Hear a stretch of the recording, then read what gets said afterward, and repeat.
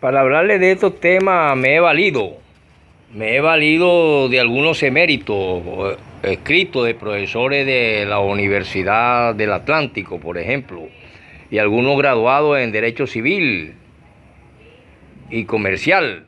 Algunos de ellos han sido cónsules y vicónsul de honorarios de México en Barranquilla. Por lo tanto, me sostengo mi clase con eso. Por eso felicito a Cantinflas y a Juanito. Porque a Juanito le gustan son las clases de español, como nos ponía a recitar el profesor del Carlos Meisel, a quien llamábamos José María del Castillo. Y siempre salía Juanito y siempre le decía: ay, profesor, ya viene otra vez mamá gallo con su clase. Y así me está diciendo Juanito que mamá de gallo en mi clase, y Cantinflas dice que me entiende. Entonces, Juanito, ¿por qué te gustan las clases de gramática? Hombre, profesor, porque a veces esas señas preguntan: dígame siempre una poesía o algo que termine en ina. Y todo el mundo: gelatina, Josefina, gallina, mentolatina. Señor, y yo le dije, y me va a poner uno, y que la estaca, el sapo, ¿qué culpa tiene la estaca si el sapo brinca y se ensalta? Porque yo le dije: profesor, pero yo la única palabra que sé que termina en ina es peo, que en español allá en España dicen pedo, pero aquí vamos a decirle peo. Y entonces le dice la seño, que en ese era la seño Elena en ese entonces, y le dice: ay, Juanito, lo siento, le voy a poner la estaca porque peo no termina en ina.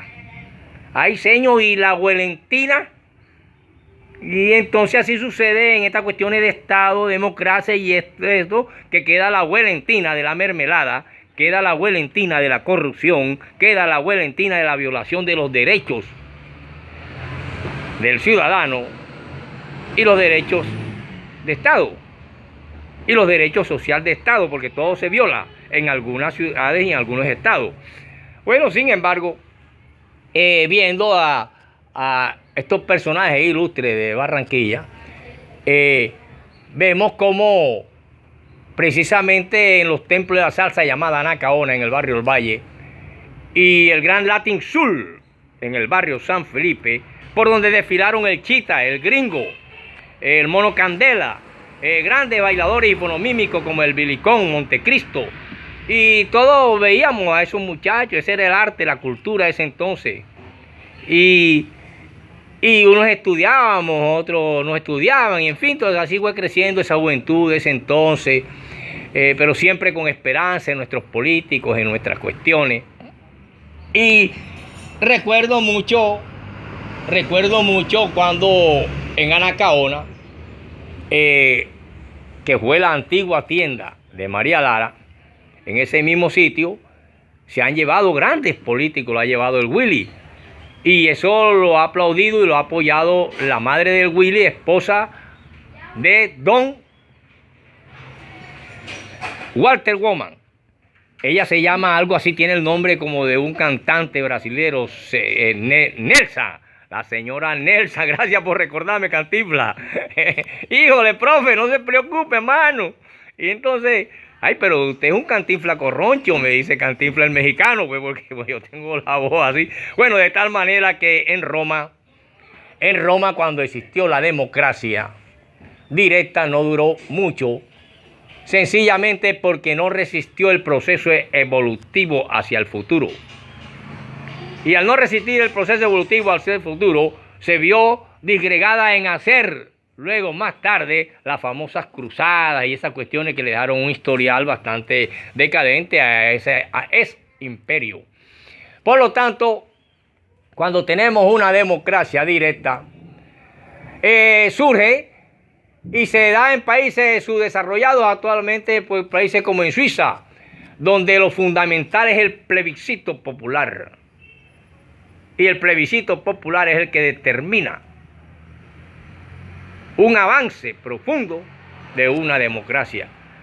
Porque ya sabemos que el voto está corrupto, que hacemos votar por 50,000 pesos a nuestra abuelita, al que murió hace como 50 años todavía está votando, al otro, y de eso se valen, y de esas miserias del pueblo, y de esa ignorancia del pueblo y de esas necesidades del pueblo se vale el político corrupto de todos los tiempos. Se han venido valiendo de la época de José Name Terán y una estela.